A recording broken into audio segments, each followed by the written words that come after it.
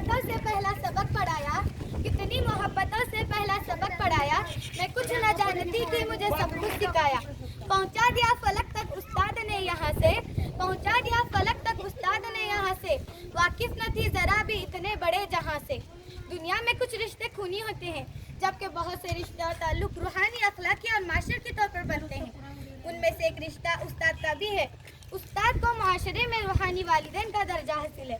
इस्लाम में उस्ताद को वालिदैन के रुतबे के बराबर गिरा दिया गया है, क्योंकि अगर दुनिया में वालिदैन के बाद बच्चे की तरबियत की जिम्मेदारी आयद होती है तो मुअल्लिम यानी उस्ताद हैं। उस्ताद किसी भी माशरे के मेहमान होते हैं। उस्ताद पत्थर को हीरे में बदलने की सलाहियत रखते हैं। उस्ताद की अहमियत इल्म की बारिश सी है, जो बारिश जमीन को जज्ब करने की सलाहियत रखती है। वो बारिश के फैज़ से सरसब्ज़ व शादाब हो जाती है। उस्ताद बादशाह नहीं होता, लेकिन बादशाह जरूर बना देता है।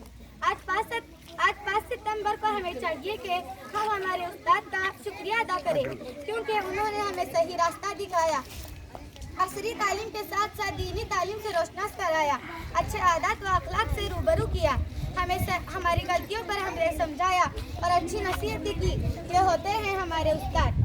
मेरे उस्ताद पारस है तो मैं लोहा हो जाऊं, मेरे उस्ताद पारस है तो मैं लोहा हो जाऊं, इनका एक लम्स मिले और मैं सोना हो जाऊं। शुक्रिया।